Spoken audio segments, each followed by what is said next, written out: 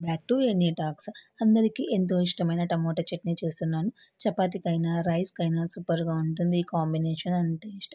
And making ప్రాసెస్‌కి వచ్చేసరికి ఒక స్పూన్ మెంతులు, జీలకర్ర, కొద్దిగా చింతపండు, ధనియాలు, ఒట్టి మిరపకాయలు అండ్ మెయిన్ ఇంగ్రీడియెంట్స్ వచ్చేసి టమోటాస్. ఇప్పుడు మనం ఏం చేసుకోవాలంటే ఒక కడాయి పెట్టుకొని ఫస్ట్ ఒకటొకటి సెపరేట్‌గా వేయించుకొని మిక్సీ జార్‌లోకి తీసుకోవాలి. ఇప్పుడు వట్టి మిరపకాయలు కూడా వేయించుకోవాలి. వట్టి మిరపకాయలు వేయించుకున్నప్పుడు మనం కాసంత నూనె వేసుకొని వేయించుకోవాలి. నూనె వేసుకొని వేయించుకుంటే మనకు ఘాటు అనేది రాదనమాట. అండ్ టేస్ట్ కూడా బాగొస్తుంది చట్నీ. ఇప్పుడు వాటిని కూడా పక్కన పెట్టేసుకోవాలి. మిక్సీ జార్‌లోకి ట్రాన్స్‌ఫర్ చేసేసుకొని.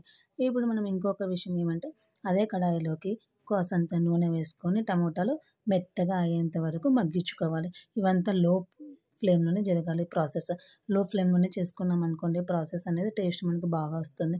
ఇప్పుడు అందులోకి కాసంత చింతపండు, పసుపు వేసుకొని మగ్గనిచ్చుకోవాలి. మగ్గించుకున్న తర్వాత మనం ముందుగా తీసి పెట్టుకున్న దాంట్లోకి కాసంత ఉప్పు, కొత్తిమీర ఏసుకొని గ్రైండ్ చేసుకోవాలి. మనకి గ్రైండ్ చేసుకుంటే కన్సిస్టెన్సీ అనేది ఇలా వస్తుంది. ఇలా వచ్చిన తర్వాత మనం టమోటాలనేటివి బాగా మగ్గించుకొని పక్కన పెట్టుకున్నాం కదా! వాటిని ఇప్పుడు చల్లార్చుకొని ఈ మిక్సీ జార్‌లోకి ట్రాన్స్‌ఫర్ చేసుకోవాలి. మిక్సీ జార్‌లోకి ట్రాన్స్‌ఫర్ చేసుకున్న తర్వాత మనము వాటిని గ్రైండ్ చేసుకోవాలి. వాటిని గ్రైండ్ చేసుకుంటే మనకి కన్సిస్టెన్సీ అనేది ఇలా వస్తుంది. ఇక్కడ ఇంకొక విషయం గుర్తుపెట్టుకోవాలి. ఏమంటే మనము వాటర్ అనేది యాడ్ చేయకూడదు. వాటర్ అనేది యాడ్ చేయకోకుండా ఉంటే మనకి ఎక్కువ రోజులు నిలువ ఉంటుంది.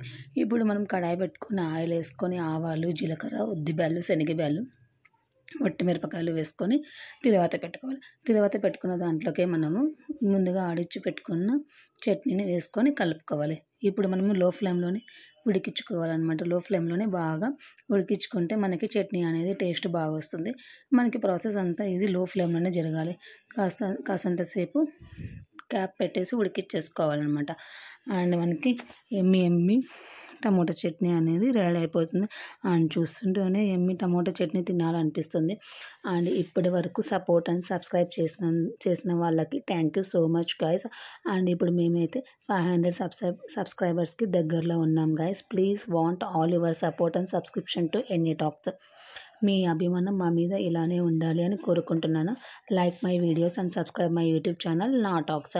ఇంకా ఇలాంటి ఈజీ అండ్ సింపుల్ రెసిపీస్ కావాలంటే కామెంట్ బాక్స్‌లో కామెంట్ చేయండి గైస్.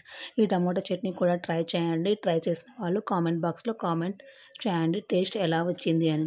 అండ్ ఈ రెసిపీ ట్రిప్స్‌కి కానీ, టూర్స్‌కి కానీ అలా వెళ్ళినప్పుడు తీసుకొని వెళ్ళొచ్చు. ఎందుకంటే మనం 1 వీక్ వరకు స్టోర్ చేసుకోవచ్చు.